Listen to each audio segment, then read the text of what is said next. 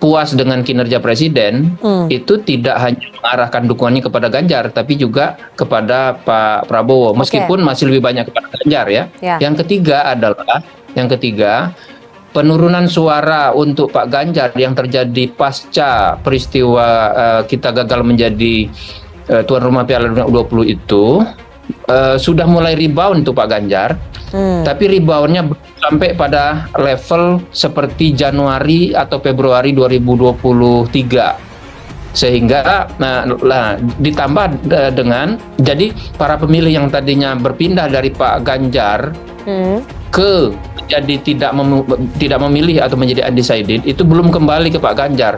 Banyak yang pindah ke Pak Prabowo.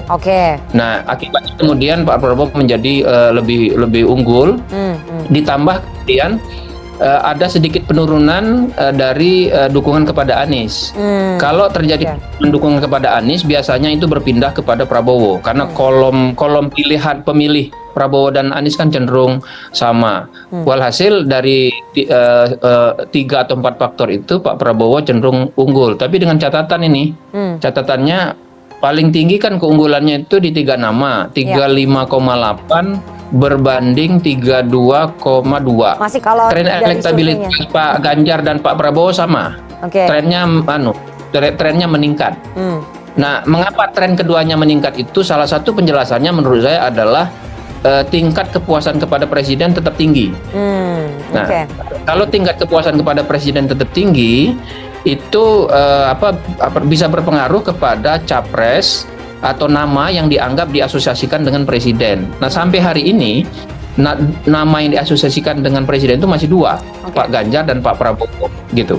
Jadi, semua nama kita masukkan karena bagaimanapun mereka berhak untuk diuji oleh publik melalui survei secara saintifik, dan kemudian kita kerucutkan nama-nama tersebut hingga simulasi 3 nama, dan hasilnya konsisten.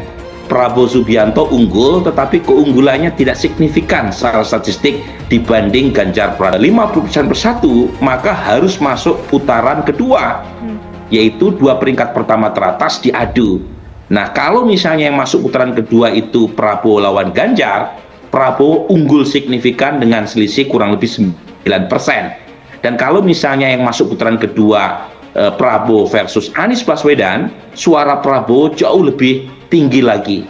Kepercayaannya cuma berapa? 11% ya orang yang percaya lembaga survei DRH Channel. Yang tidak percaya 89% dari lebih dari 100.000 responden atau voters atau yang ngevotes ya, voting. Kita bacakan fajar.co.id Jakarta. Sejumlah lembaga survei kini nampak berlomba-lomba merilis hasil surveinya terkait elektabilitas figur capres-cawapres. Hanya saja hasil dari lembaga survei itu berbeda-beda. Sebagian mengunggulkan bakal capres Gerindra Prabowo Subianto, sebagian bakal capres PDIP Ganjar Prabowo. Sedangkan posisi bakal capres Koalisi Perubahan Anies Baswedan selalu di urutan ketiga.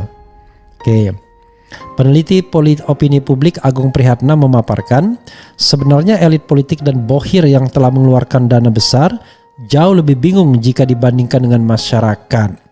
Sebenarnya bukan masyarakat yang terlalu bingung, yang bingung sebenarnya bohir. Karena ini menyangkut satu pertarungan yang besar, yang gak sedikit, besar sekali tuturnya melalui YouTube Hersubeno Point.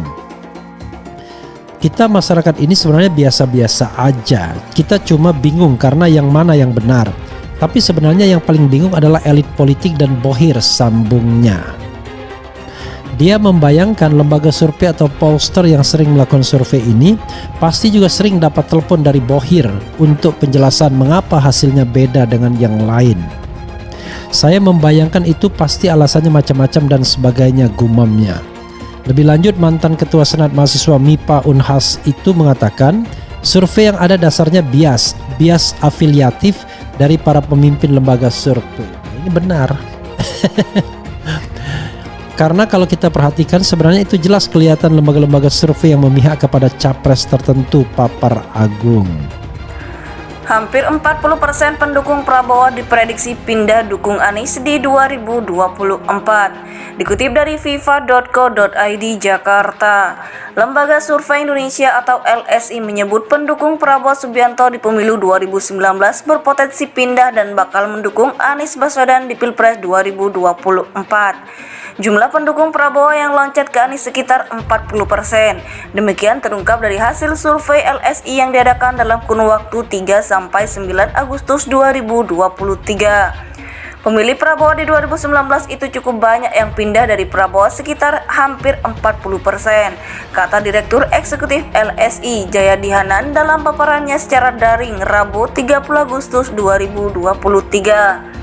Adapun pendukung Prabowo di pemilu 2019 yang mendukung Anies Baswedan di 2024 mencapai 39,1%. Namun tetap Prabowo Subianto mendapat lebih banyak dukungan mencapai 52,5%.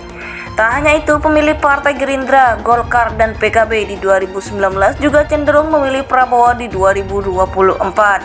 Sedangkan pemilih Nasdem, PKS, Demokrat, PAN, dan P3 di 2019 cenderung menjatuhkan suaranya ke Anies Baswedan. Jadi mungkin deklarasi Golkar kemarin cocok tuh dengan ini karena pemilih cenderung ke Prabowo. Pemilih Golkar 2019 ya, kata dia. Survei terbaru LSI ini dilakukan periode 3-9 Agustus 2023. Populasi survei adalah seluruh warga negara Indonesia yang punya hak pilih dalam pemilihan umum, yakni mereka yang sudah berumur 17 tahun atau lebih atau sudah menikah ketika survei dilakukan. Metodologi survei menggunakan metode multistage random sampling. Kemudian jumlah responden 1.220 responden. Survei tersebut menghasilkan margin of error sebesar kurang lebih 2,9% pada tingkat kepercayaan 95%.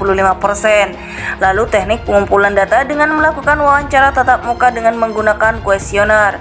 Quality control terhadap hasil wawancara dilakukan secara random sebesar 20% dari total sampel. Lembaga Survei Indonesia atau LSI menyebut pendukung Prabowo Subianto di pemilu 2019 berpotensi pindah dan bakal mendukung Anies Baswedan di Pilpres 2024. Jumlah pendukung Prabowo yang loncat ke Anies sekitar 40%. Demikian terungkap dari hasil survei LSI yang diadakan dalam kurun waktu 3-9 Agustus 2023.